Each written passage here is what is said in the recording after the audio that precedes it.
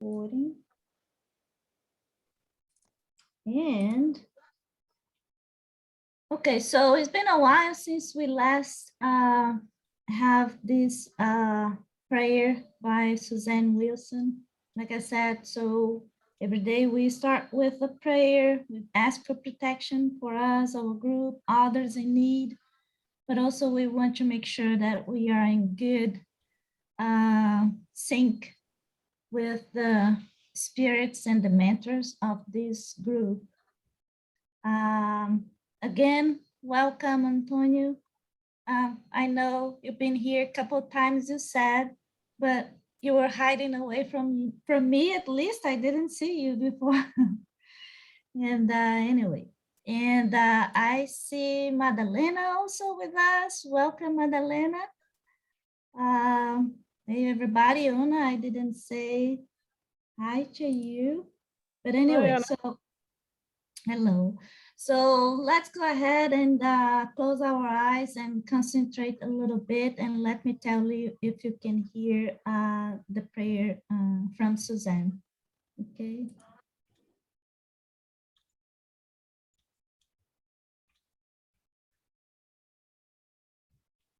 Okay, evidently it cannot let me stop sharing and share again.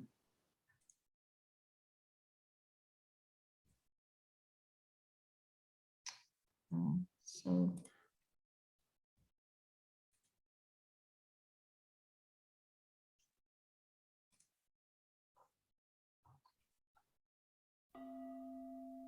does this sound okay?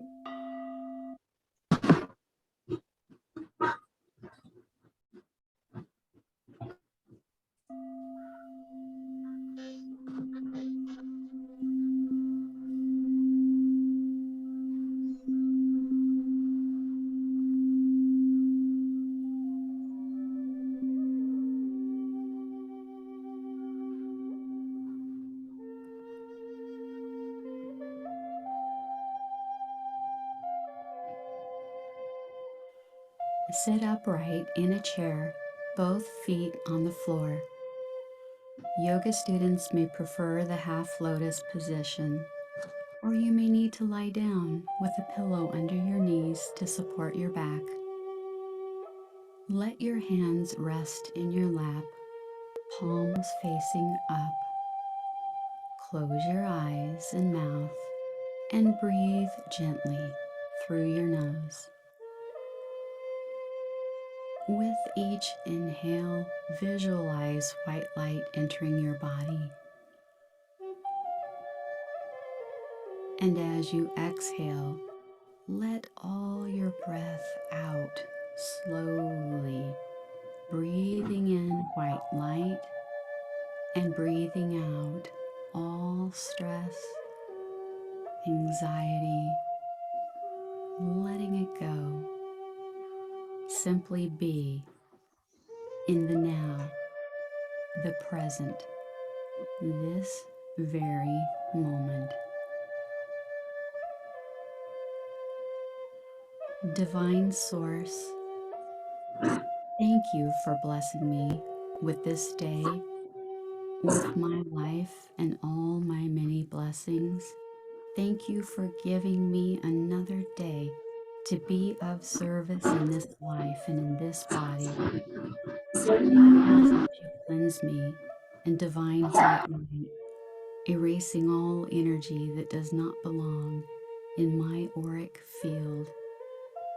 Surround me in a beautiful, translucent, golden bubble of protection that is bathed in your divine white light, sealing in all my positive energies and good health, sealing out all negative energies, all ill health, all entities from lower realms, and I send white light to the lower realms so that only peace, love, and protection may enter in. I give gratitude for my spiritual team spirit guides, angels, and my loved ones in the light. I send this light out to each of my loved ones on both the physical plane and the spiritual plane. I send this light out to all those in need of a physical, emotional, or spiritual healing. I connect with universal consciousness. I connect with all beings who are in meditation at this moment. I am eternal. I am one with Divine Source. I am one with all. Compassion guides all my thoughts, words, actions, and I trust that I will complete my greater work before I transition to heavenly home. With gratitude and joy, I am a child of God. And so it is.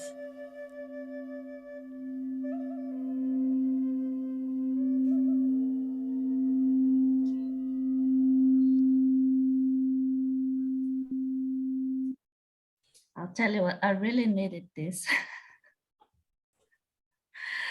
I love it. Okay, so hey, I found this Brazilian YouTube channel, and every once in a while, this guy is talking about real stories from Chico Xavier, and I found some of them very, very interesting. So there is this story about Chico and two guys that he met. It was late at night, and they tried to steal, money stuff from Chico. Want to confirm if they open order? You have to go later on. Okay. Okay. So, and then it was a very interesting story because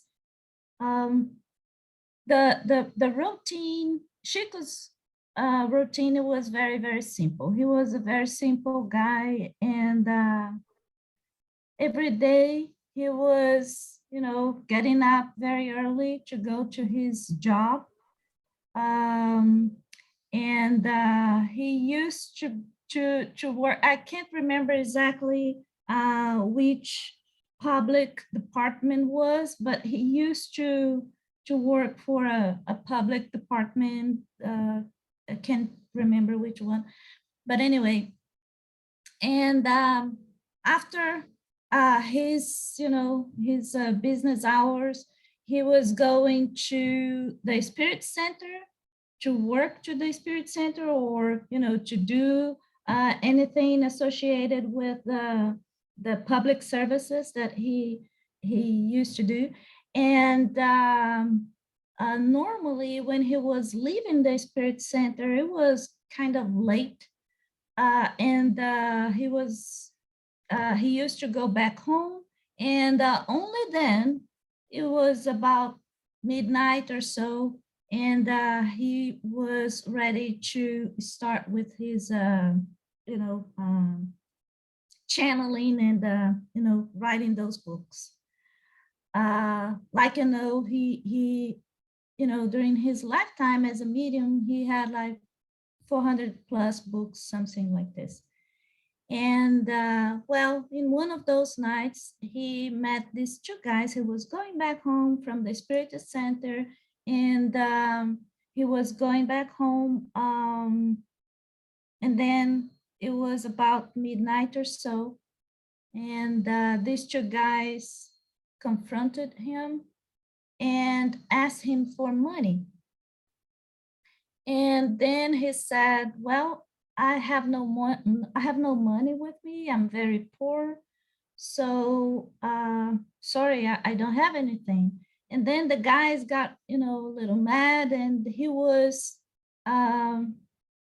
and then Chico started asking for his life. And then he said, please, just, keep me, don't kill me, because I have a lot of people relying on me. I have young brothers and sisters. I have a brother who just passed away, and I'm taking care of his kids and his wife. I have my father who is sick at home. They all depend on me. So please don't kill me.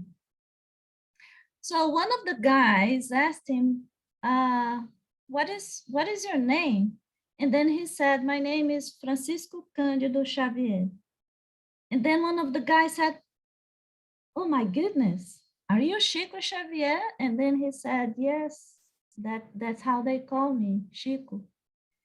And then this guy said to the other partner, he said, you know what we should be doing? We should just take our money, every money that we got so far tonight, and give to Chico, because this guy, he really needs it.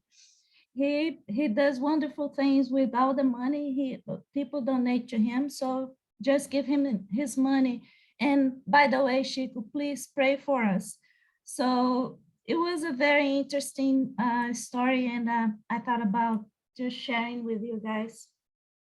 So you know how Chico was popular in his city, even with the test. So last time we stopped here, the question number 665. What should we think of the opinion that rejects the idea of praying for the dead because it is not noted in the gospel? And the answer was, Christ preached to all humanity to love one another. This implies the duty of using every possible means of showing affections for each other without going into any details in terms of reaching that end. If it is true that nothing can stop the Creator from applying absolute justice, then your prayer on behalf of the suffering spirits is accepted as proof of honor and acknowledgement, which never fails to bring belief to the subjects. As soon as those for whom you pray show the slightest sign of repentance, and only then help is sent to them.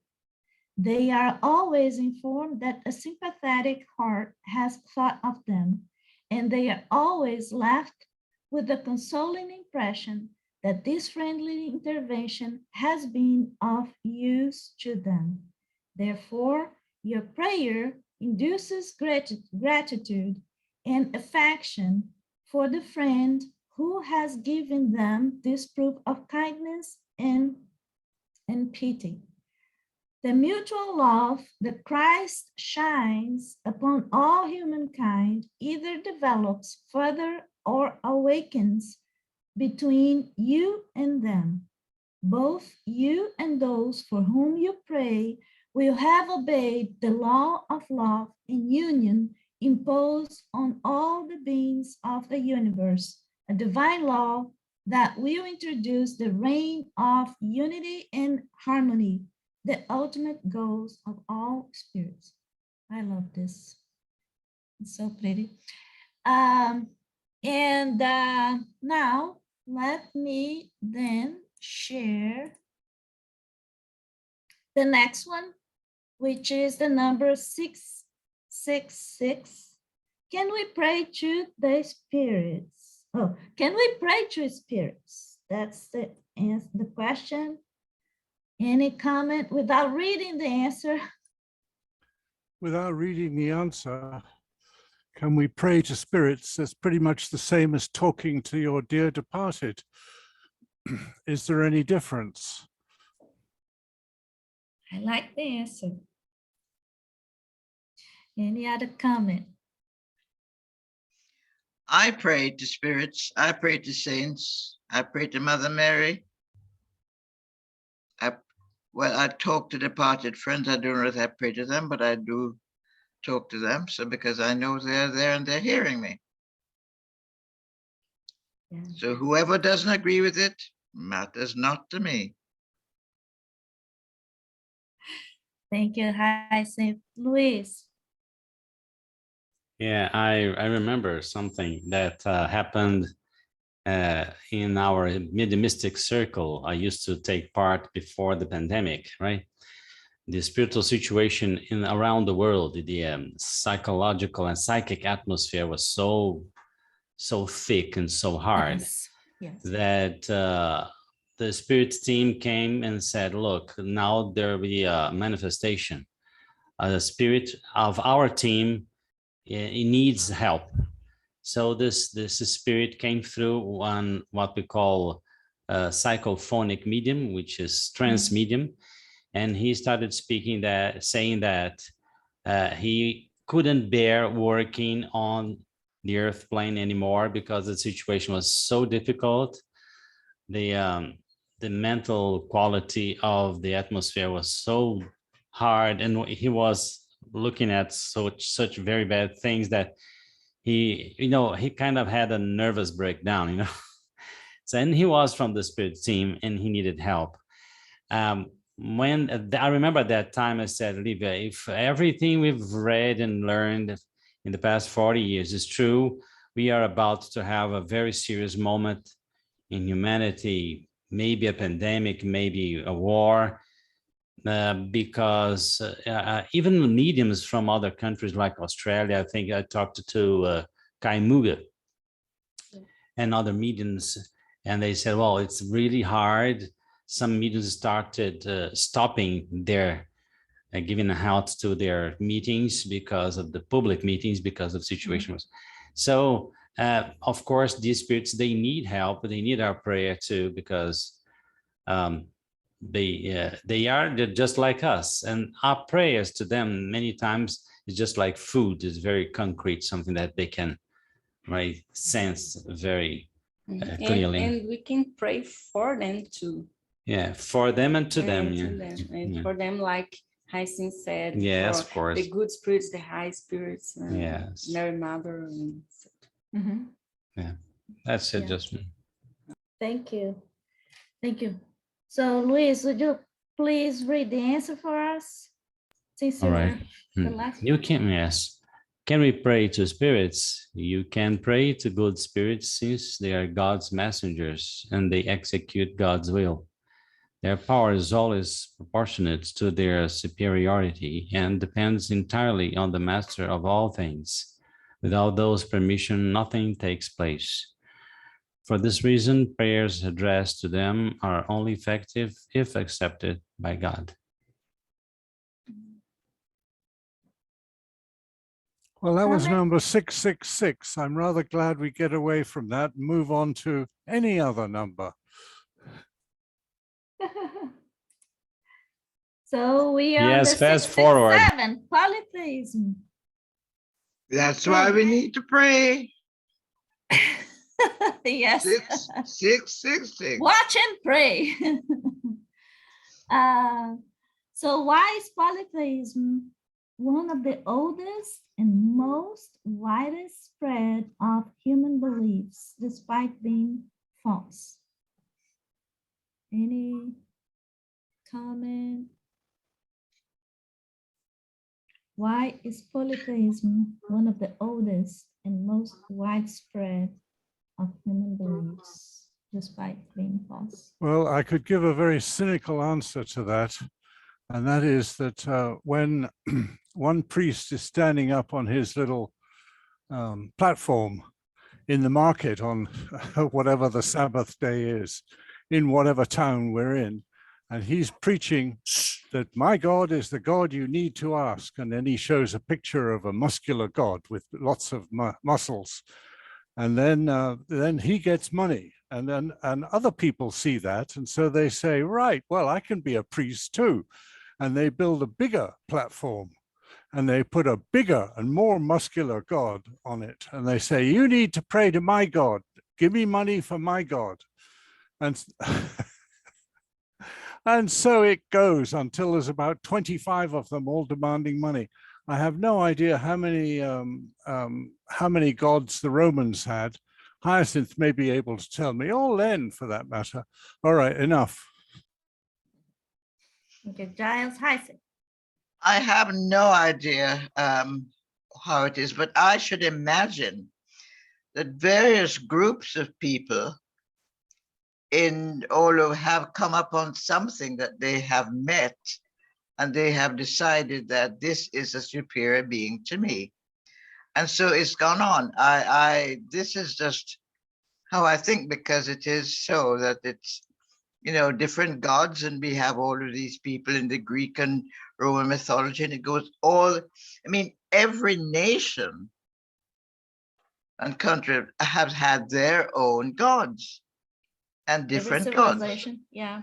Yes, so that, I mean, the god of this and the god of that and the god of that. And so I think it's just from experience where they found that that's what they said. I mean, even St. Paul, when he found that there was in Athens a statue to the unknown God with all the others. And then he said, I can tell you who the unknown God is. So, you know, I think it's just developed over the millennia. Yeah, it's part of evolution, right? Yeah. Thank you. Len? Yeah, the folly has always been, my church is the true church, okay? And organized religions always cater to themselves, never the truth. And the indoctrinations run very deep from very small throughout their whole life. So it's just the folly of organized religions, basically. And blind faith, Yes. But hold on a minute, Len, here. The question is, why is it one of the oldest and most widespread? That's before you got the organized religion. Yeah. You're talking about going back before Christ. Yes. Basically. There's the true scriptures before Christ. And if you remember, there actually was in the true scriptures before Christ, there was a father God, but also there was a mother God too. Yes, we see what is his true scripture before Christ? Well, there's a lot you'd have to read. You'd have to go to Sylvia Brown's work. There's several works that you'd have, there's a compendiums of works that Yes. you have to go to, and Right. which would be here till July. So No. But I mean, this is still a development, you know. But anyway, yes, I don't want to carry on with an argument. A lot of religions are man-made thesis. Let's put it that way. But they're all man-made because they have evolved from man's thinking. Exactly. Yes. Thank you, Len. Una? I think the people in previous eras and in previous civilizations had a completely different relationship with the world around them and with each other than the world we live in today. They had a completely different understanding of how nature works and astrology and astronomy, and they had beliefs and ceremonies and created gods around those. And whether that is necessarily a false thing or a wrong thing to have done, I wouldn't personally hold that opinion that that was the wrong thing or a false thing to do. All of those things are things that are out of balance in our world today, which may not have been when people gave them the due respect that they gave them in millennia back. Yeah, thank you. I like your perspective. Yeah, because what you do not understand evidently is greater than you, right? So it's more powerful. Why not calling that God? Christina, hi. Hi, good Nice to morning. see you here. Thank you. I think a God was a tribal God in the old days. Each tribe had its own particular God, which they Exactly. Exactly. and yeah, like ancient Egyptians as well, they had what they call nomes, which were communities. And I think it's a mark of evolution that they did eventually have the same God. And the different gods then became aspects of the one, like the sun god. Eventually, we had the Horus of the horizon when he was when the sun was rising, and then we had the son of the I forget the name for it, in the netherworld when he went underground, sort of thing. And so they're aspects of the one God. The Aborigines, it's quite amazing because there are over 300 or 400 languages across Australia, which were the indigenous languages, and yet they all believe in one God. So it's a remarkable achievement of evolution. Yeah. Thank you. Thank you, Lynn. Just quickly, I mean, we have to remember through the millennia, almost all people were illiterate in the ages. They couldn't read, they couldn't write. So they depended on the few who could read and write, the priests, the religious leaders who had the power, vested interest, the status to control the many, control the flock, because the flock were illiterate. They couldn't read or write the scriptures. So yeah, that's a good point. we forget that. We think, everyone was literate. No, that wasn't the case through the millennium. Most people could not read or write. They couldn't read the scriptures. So the power of the few, the priests, was immense. And they told them, and they took that as the axioms, as the ultimate truth. Yep. Thank you. Just one more, sorry, Louis. Yeah, go ahead, Heisen. No, I'm just remembering that the Mayans, their astrology was far, far, far superior to anything else. Today's astronomers are saying, how on earth did they calculate so accurately without the instruments we have today? Yeah. Please. Okay. Yeah, I think this stuff's so interesting, people. The spirits usually say that this was one of the reasons the Jewish people was chosen, despite all the problems the people had, despite of the drawbacks and so on and so forth. It was chosen because they had a great fight throughout the millennium to promote the idea of the unique God. And if you have this, because we are learning pedagogically something very didactic from the spirit side to this side, and they needed some people or a people that could accept the idea of one law, one ethical truth, so that people could gather around that truth and civilize. And otherwise, what happens, for example, in Rome? In Rome, if you believe in Artemis or if you believe in Apollo, you will have different laws. So, for example, oh my God, let me kill someone, no problem. No, my God doesn't let me kill anyone. So, no, there is no civilization, right? So they chose the Jewish people for that reason. In that people, we got the idea, the notion of unique God in terms of people, not in terms of elites, in terms of hermetic groups, which happened in Egypt, for example. But no, the Jewish people, as a people, decided to, right, to make the idea of one unique God win, and that was one of the reasons they decided to, right, send so many prophets and so much revelation through them. I think that's what the spirits explain about that people. Right? I think it's interesting, very interesting stuff for us to study more deeply.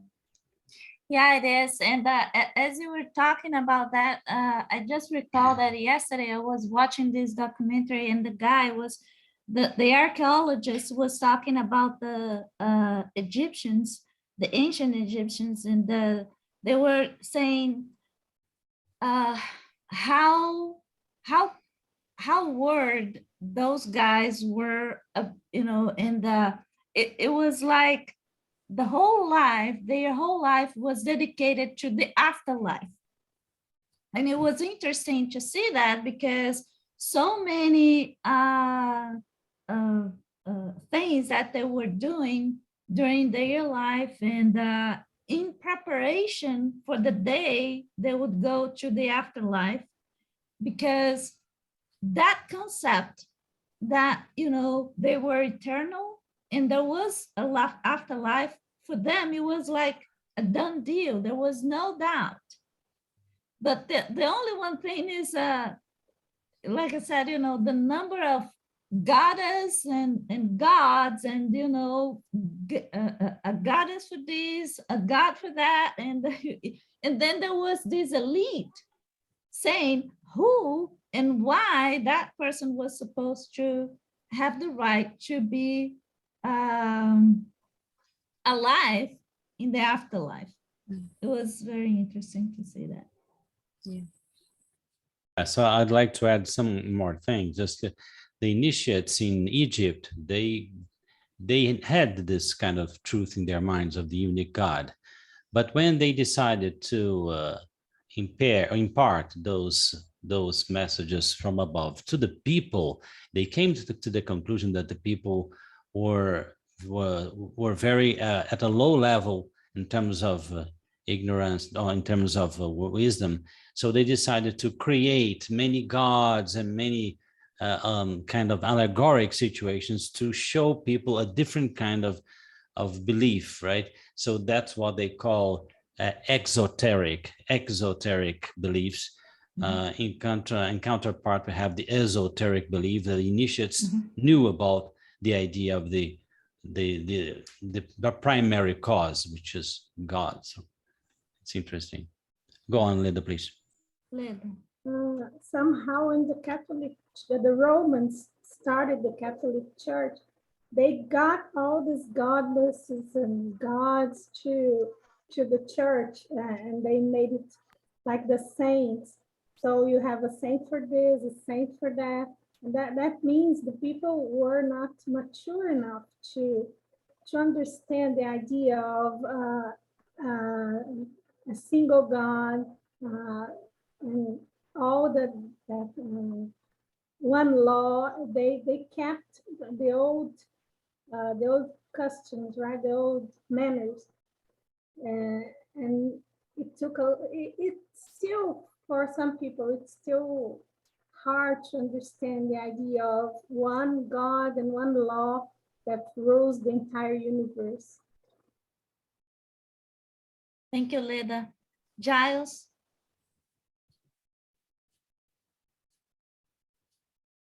Well, we have to remember how human civilization was. The weekly market, whether it was weekly or monthly or whenever it was, the weekly local market was the only meeting place that there was. This is long before people were herded into churches. And I'm talking about 2000 BC and 3000 and 5000 and 10,000 BC. So the only place was the marketplace. So that's where the priests, that is the people who tried to make money out of the audience, got busy. Now, there may have been genuine persons around, and these genuine persons would be as follows. Anybody who reads widely will come across stories of sprites and fairies, spelled A-E-R-I-S, fairies, inhabiting waterfalls. Now, some of these sprites and spirits were quite strong, and any shaman will tell you that they're all over the place, where humans haven't built cities. And I don't know if any of them managed to move into a city, but that I doubt. So there's two possible things for a multiplicity of gods. One is the thing that I said earlier about the priest standing up with a platform, and my platform's bigger than yours, and you need to pay me so we can have a good crop, and so on. Scam artists in simple. And then there's the real ones, the shamans, who of course would not be in the market boasting about their knowledge of spirits. They would be out in the waterfall giving little presents to them. And we've all read books where certain people behaving in the old ways, when they have a meal, they put a half a cupful outside for the fairies or whoever it is, the local beings that they like. So that's how all the multiplicity started. Thank you, Giles. Thank you, Len. Well, you got to Yes. remember too, we're talking about the Roman Empire and Christianity. In 313 AD, Emperor Constantine was the first to convert to Christianity, making it a state-accepted religion for the state. And inspired by his mother, they eliminated all references to reincarnation in all the scriptures, because this was about control of the flock, control of the people. People realize you can't kill me, I can come back. It's all control of the flock. And from 3rd century to the 555 AD, it was actually heresy by the church to even mention or discuss reincarnation. Yeah. Thank you. Thank you, Len. You are. Hi, Sis. Yes, the first church as such was in Antioch. And then it went to Rome. And then you have the two separate strata of Christianity. Right. So that, and then came the big schism in around 1000, and then you had the problems. So that it's always been a jockey for who is the biggest and best, which still goes on today. So no, you can't just move on from Christianity, because that's what took over with all this pantheism. You know, this is it. It's the one true God. That's but there are still others who Do you keep. remember that Constantine demanded that 4 battalions go with him to this meeting at Nicaea because he was expecting trouble? And he made quite sure that everybody knew there were 4 battalions, one north, one south, one east, one west. And if they made any trouble, he would call them in to do what they needed to do. That's how the meeting was held. Since you don't want to move on from Christianity, No, I will just remind you of that. 4 But let me- battalions of 1,000 each. no, but let me tell you one thing, that the Council of Trent was signed in a village not very far from Vienna, where Constantine, where he did this. So there's yeah. Thank you all. So Una? that crossed with that was the Council of Nicaea, as Giles put in the date, where they had the split with changing, with this reincarnation, and so forth. So Thank you. Hi, Sis. So, Una? Yeah, following on from what Len and Giles were saying about the creation of a state religion, by removing the information around reincarnation, people don't believe in reincarnation. They don't believe that it's a possibility. And in removing people from what Giles was talking about, like nature sprites, atmospheric sprites, it distances people from nature as well. Mhm. There is a source, there is one true source. But all of those other kingdoms have sprites and have divinity or have connections to source as well. And they deserve, or they ought to get their due respect and their due notice. And in removing all of those things, you've distanced all of us from all of those things as well. Mhm. The world mightn't look as it looks today if that hadn't been done. Yeah, good points. Good points. Since you were the last one, unless somebody else will have any comment, would you please read the answer for us? Why is polytheism one of the oldest and most widespread of human beliefs, despite being false? The concept of a single God could only have resulted from the evolutionary development of human thought. Incapable of conceiving an immaterial being with the power to act on matter, humankind naturally attributed physical features to God, basically a form and a face. From that point forward, everything that appeared to transcend ordinary human intelligence was regarded as divine. Whatever humans could not understand was regarded as being the work of a supernatural power, and led to the belief in the existence of as many separate powers as the numerous effects that were witnessed, but for which they could not account. However, there have been enlightened human beings in every era who have understood that it would be impossible for the world to be governed by this array of powers without a supreme ruler, and who were led to formulate the concept of the one and only God. Thank you, Una. Comments? Anyone? No, I think it's a little bit of everybody mentioned. The next one then is, as a spirit phenomena has occurred around the world since the dawn of time, could this phenomena have helped prompt a belief in multiple gods? As spirit phenomena have occurred around the world since dawn of time, could this phenomena have helped prompt a belief in multiple gods? I think the answer to that is most certainly yes. Just as I said before, any shaman will tell you that that is a real shaman, not a fake one, will tell you that the sprites and spirits live in waterfalls and live in trees. Gnomes live in trees and so on. And I don't know, because I'm not a psychic, but any psychic worth his stuff will tell you that there's all kinds of beings living out there in nature. And these, of course, would crank up the original beliefs in different deities, because when you can't understand something, and most people can't see it, but it has power to affect things, which these spirits are rumored to have, then clearly you get, you start stacking up multiple gods.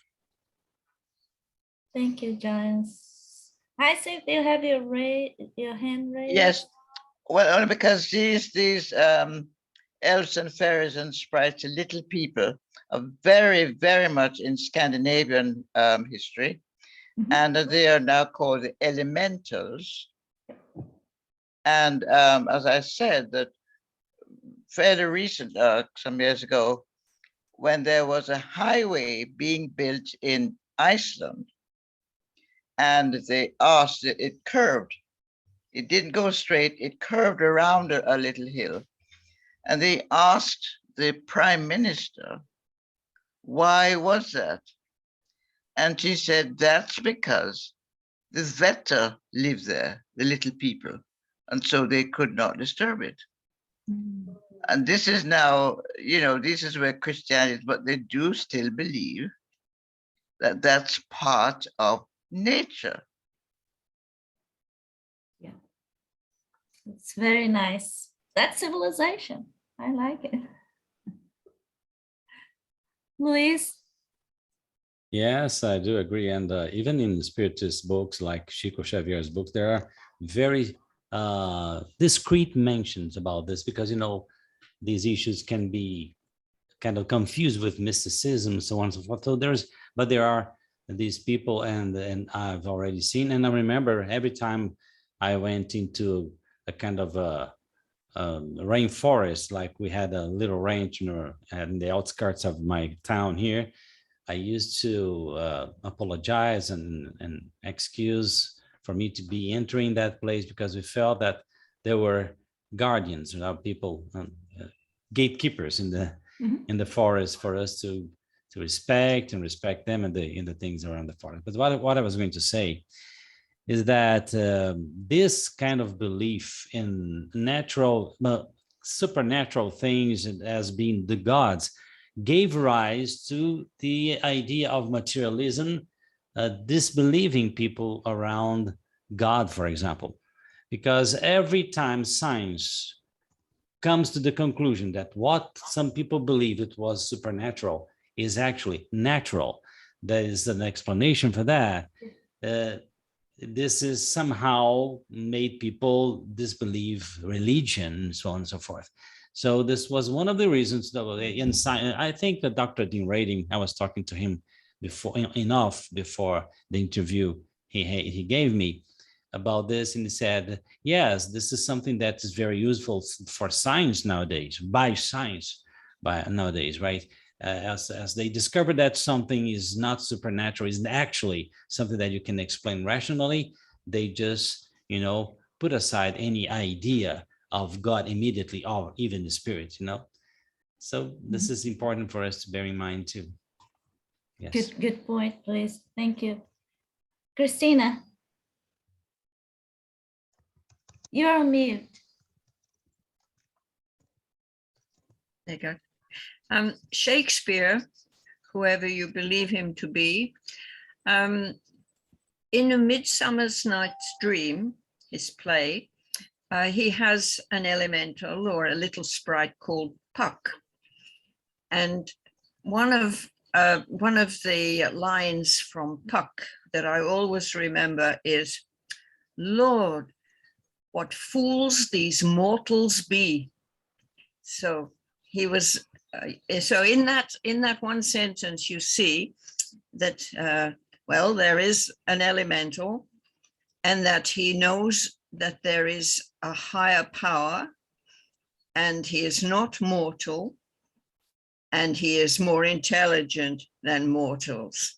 So that's very interesting. I always remember that. And Shakespeare, he was a mystical, whoever wrote those plays was definitely a mystic. And I think that tells us that, yes, he agreed that there are things, as he said to Brutus, in more things in heaven and earth than you imagine. We can imagine. Yes. Yeah. Thank right. you. Yeah, very nice. Thank you for sharing. Yeah. Giants. My turn next. Yes.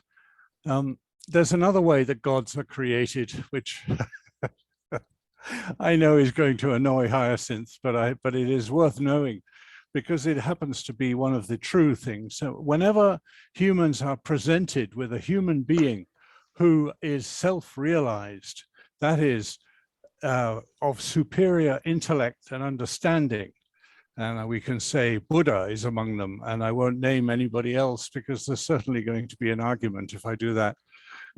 And as soon as they die, the followers venerate them as a god, because that way they say, oh, you can't expect me to do what that god did. I can't possibly do that. I will just go about my life as a normal person and ignore everything that God said because that was a God speaking.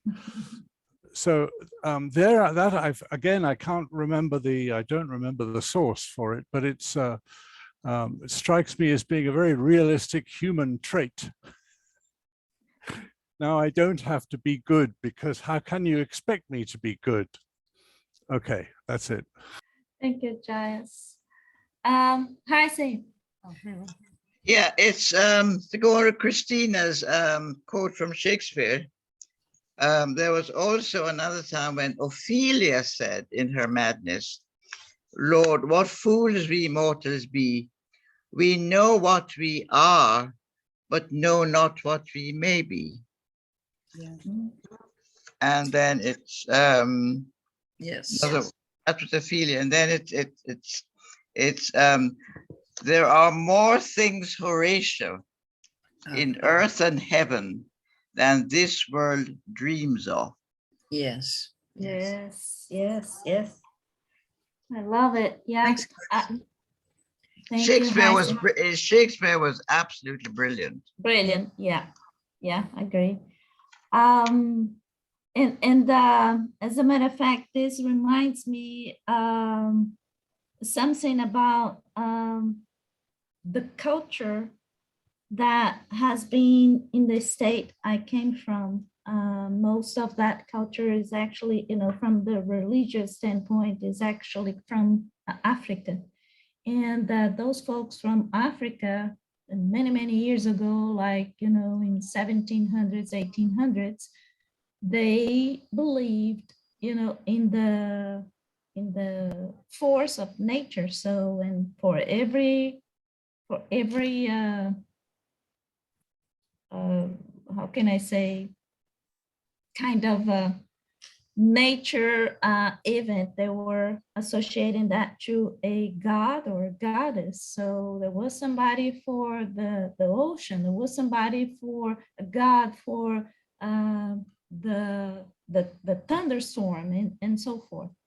And that also reminds me something, and Louise may have something to say about this, because in the book of spirits, they mention about the evolution of the soul since the beginning, since the very first moment when we are created, and then we travel through all these kingdoms, first as mineral, then as vegetable, then as, so who knows, all of that is associated and somehow connected to the creation of each one of us. We just don't know. But anyway. Hi, Saint, you still have your hand raised, or you still want to say something? Or No, low hand. okay. I have. Okay. Who said I have? Oh, Christina, yes. Can we move it up to 668? I can't read all of it, of your question. Have we come to the answer yet? No, not yet. Oh, fair enough. So, okay, so. Can I say something to Giles? Because of what he was saying, that, we can't do that because we are not gods, When I was a kid, I asked my mother something about Jesus. Was he the Son of God? I said. And she said, no, he was a man just like us, but he tried very hard and he was very good. So I thought, oh, that's very sensible. That's good. Okay, that's better. He was a spiritualist, of course. That's so nice. Yeah, thank you, Christina. So I don't remember who was the last one, but let me go ahead and read the answer. So why is polytheism one of the oldest and most widespread of human beliefs despite being false?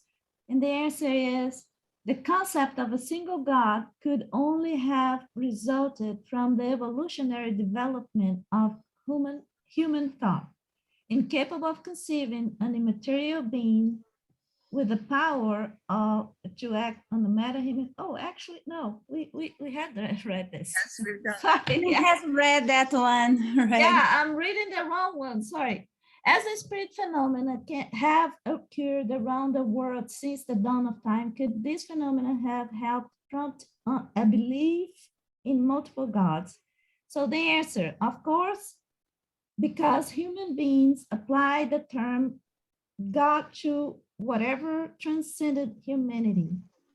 Spirits were many gods for them. Spirits were many gods for them. Whenever individual humans set themselves apart from others by their actions, their genius, or a mysterious power beyond the understanding of their fellow humans, they were made into gods and were worshipped as such after their death. And Giles I raised. promise his you, I hand. did not read ahead. I have been reading my own reading, and I did not read ahead and crib that. You're psychic.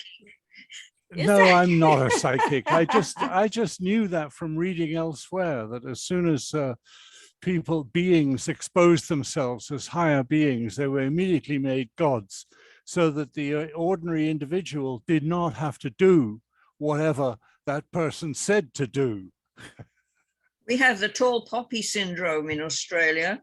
We immediately knock down somebody who tries to up themselves. Well, no, but I'm talking about after they die, and they've left scriptures which say, be good, love God and love your neighbor as yourself. And then everybody says, oh, well, he can do that because he was a god, but I can't do that because I'm just a normal human.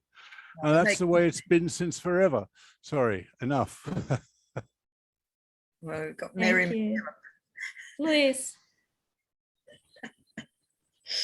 Yes, and I Oh, I remember. forgot about the oh my goodness, there is a long comment here. Just, Go I mean, ahead. I remember Mother Teresa of Calcutta saying that to the Catholics, right? Say, people, sanctity is for everyone. It's not just for me, please, right? Yeah. This, because I think this is one more time organized institutional religion coming to this idea, just Land said today, of keeping people under control. And this is a very big problem in terms of, how can I say, clergy. I remember once I was in a course in the Catholic Church because I like going everywhere and I studied everything about these things. And Liv and I were in a Catholic course here, right, in Belo. And the people were, they were very, the people of some communities in the outskirts of my town were very angry at the priests, the Catholic priests, because they wanted to read the Bible, they wanted to study theology, they wanted to do many good things in the parish, but the priests wouldn't let them do them. The priests were not interested in doing anything, and they wouldn't let them do either. So this is a very big problem in organized religion, because no, I am the one here responsible for being good. I am the one responsible for being nice. Nobody can be nicer than I. So this is very bad. So how can things evolve, right, in a situation that? And then I came to the sister, the Mary's sister was organized. Come on, please, why don't you change this? Right, very old way of being. Come on, look at this. Many people from the outskirts, many people, poor people, wanted to study, wanted to discover, To study help archaeology other. and Bible in the archaeology at the same time. What's truth, what's not truth? And the priest, no, just me here. So do it. I'm not today, maybe tomorrow. So this is Human They behavior. were really mad. people. Before everything, I need to go today earlier, because we'll be welcoming a couple of spiritists, young spiritists today now, and I'll keep working. Well, you keep working, they'll be keeping working here too, right? Thank you very much, right? I love this group. Love, see you then, bye. See you, Luis. Lewis, wait Hey. 1 minute. Lewis, please Okay, wait all right. 1 minute. Because remember that Jesus never wanted money. He never wanted fame. And he would say, sometimes when they were praising him and what, he would disappear, because this is not what his message was, not about fame. And he said, you can do what I do. So that this was, he was not. And he also said, agreed. do not call anybody father. Yeah. Oh. So He said this. yes.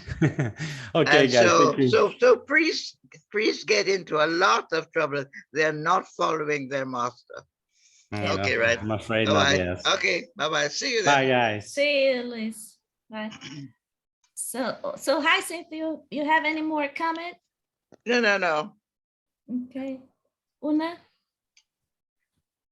Yeah, I've been reading some of Anthony Borges' books, Life in the World Unseen, where he's channeling, I can't remember the name of the cleric. He was a Monsignor in the church, and all of, yeah, that's the one, sorry. Monsignor Hugh Benson. Monsignor Benson. That's the one.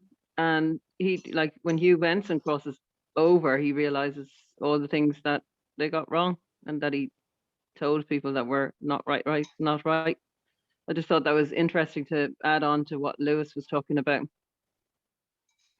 Yeah, thank you. Yes, and also St. Stephen, he said some of the things the church has not got quite right. So Yeah, yeah. But they That's did. human behavior. As a matter of fact, could you please read the comments on that question? Hyacinth, just keep in mind, folks, if we have answers like this within quotes, then this means that's the answer from the spirits. But then if we have more comments, that the comments from Kardec, Allan Kardec. Would you Yes. please read those comments? where should I start? In ancient times? In ancient times. In ancient times, the word God had a variety of meanings. It did not represent the master of nature as it does today, but was a generic term applied to all beings that appear to transcend ordinary human beings. As spirit manifestations reveal the existence of intangible beings acting as one of the elementary powers of nature, they call them gods, just as we call them spirits. This is merely a question of words, with the difference being that they built temples and altars out of ignorance and gave offerings that became highly lucrative for those whose interests were served. For us, spirits are more or less advanced creatures that have shed their human envelope. If we carefully study the different features of pagan divinities, we can easily recognize those of the spirits today at every level of the spirit hierarchy, their physical state in superior worlds, the role assumed by them in human life, and the various properties of the perispirit. It's shining its divine light in our world. Christianity has taught us to only adore the sole object for which this esteem is due.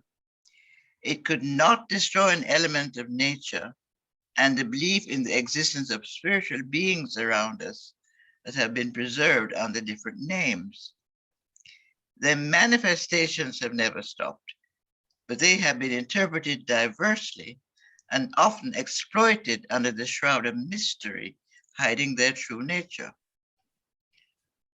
While religion has regarded these spirit communications as miraculous, skeptics have labeled them as fraudulent. Spiritism is free from the superstition that has distorted the perception of these phenomena for ages. Therefore, through scientific investigation and serious study, it can now reveal one of the most sublime and important principles of nature. Comments on that? That's a lot there to take in, actually.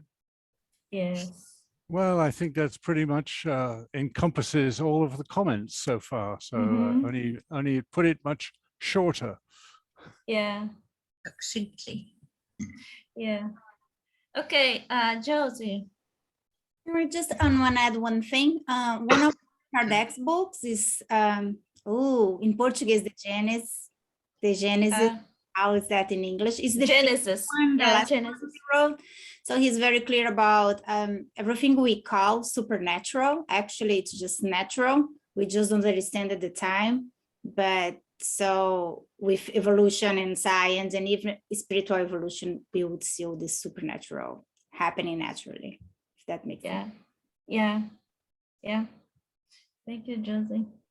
Just adding another good source of. Rupert Sheldrake says the paranormal is normal for a lot of people. Yeah. Yes. It's just something that we don't know yet. We're about to learn from it still. All right, so should we move to the next one? Leda. Josie reminded me of one explanation that Kardec gave in this book, the Genesis. about seeing the future, which is very interesting. He said that when a man is up high in a mountain, he can see all the valley down, and then he can see if there is a traveler walking, if there are thieves on the road, then he can see that he will be robbed. If there is a river on the road, he can see that they will have this challenge, or an animal like a wolf or anything like that, that they will attack. Just because he is higher in the mountain doesn't mean that he has powers of seeing the future, but he has a different perspective. So that's A higher very perspective. interesting, a higher perspective, yeah. So it's a very interesting explanation of how the spirits can see some things in the future. It's not that the future has to happen in a certain way, but it will Possibilities.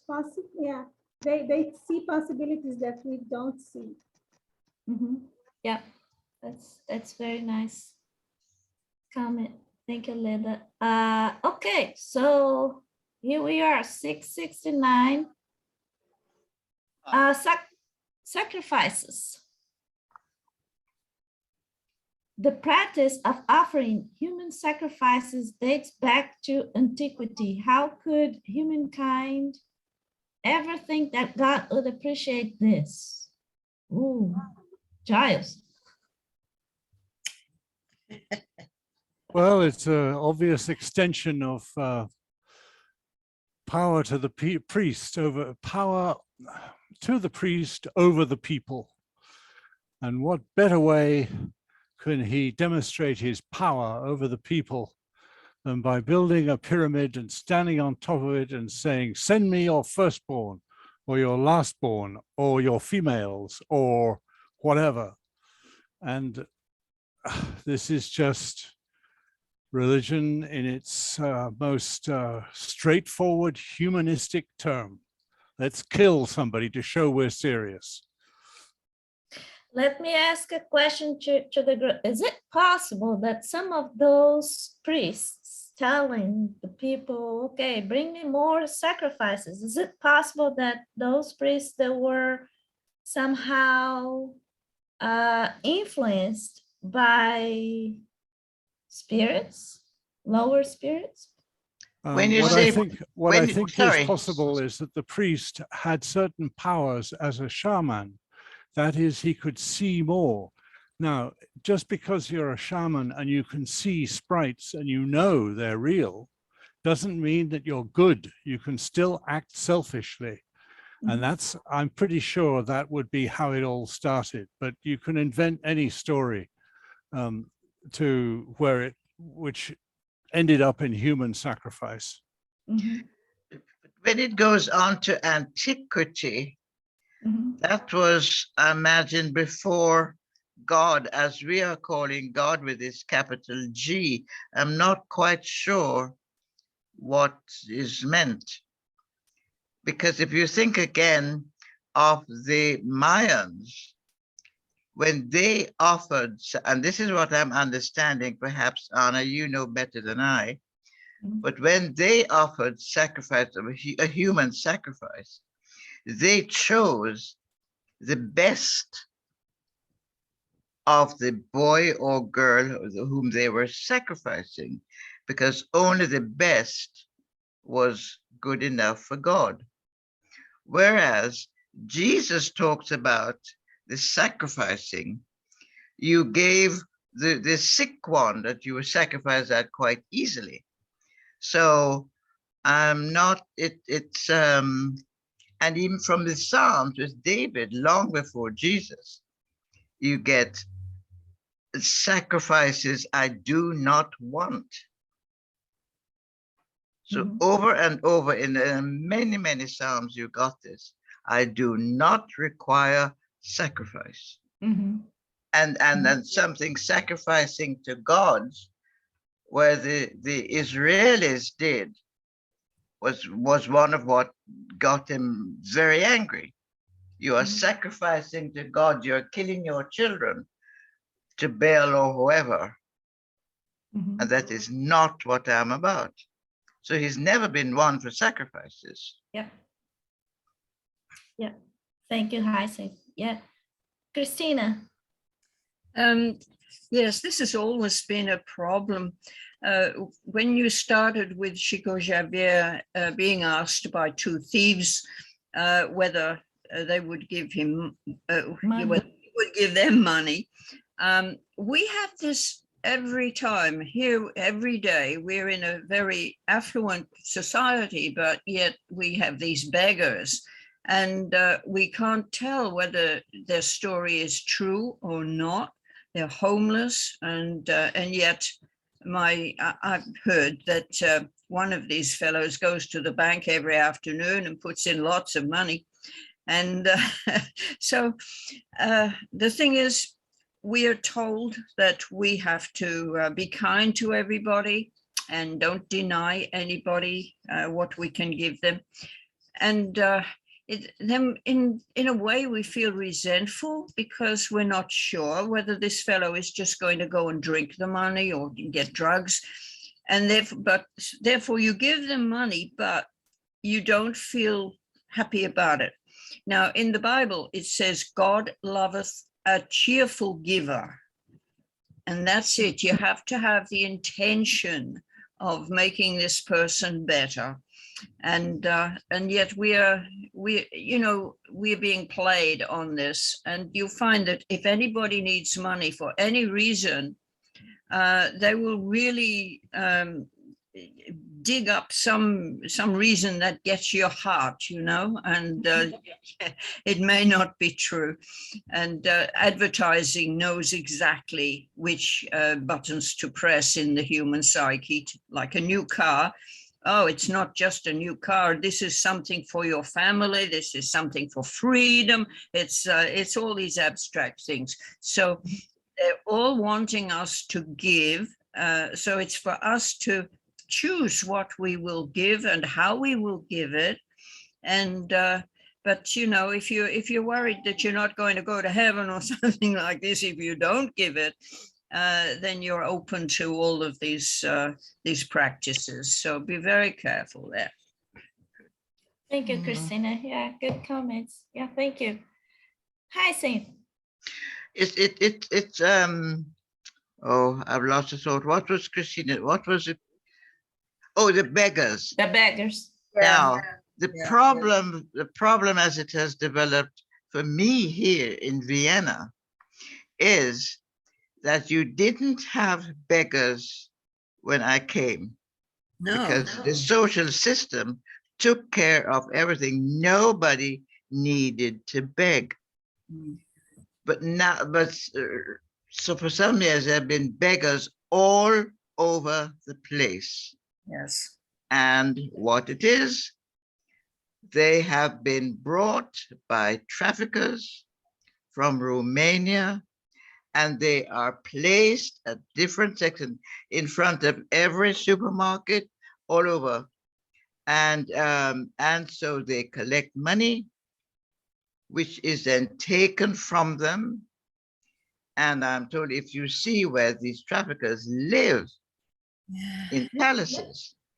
And what did it for me was seeing a woman with just stumps for her legs in the middle of winter, and she's sitting by a park where a lot of people go with bare legs so that you could see the stump. It was freezing. And yet this is what she had to do. So this giving now with this, it's just awful. I give to some people regularly, but I do not give to everybody because we have just brought into our house one of these people who is out sleeping in the cold, and we have brought him off the street, stuck him in a bath, and he's in our house until the weather warms up. So yes, that's putting your money where your mouth is. Yes, absolutely. Yeah. Thank you, folks. Linda. great to hear that you have been helping like that, Giles. We live in a country here, there are so many beggars in the streets, so many beggars, you wouldn't believe. But back to the sacrifice, I think Christina said it very right, because we understand that we have to cooperate with God's work, with the universe, right? But the people back then, they have what Jesus called the hardness of the heart.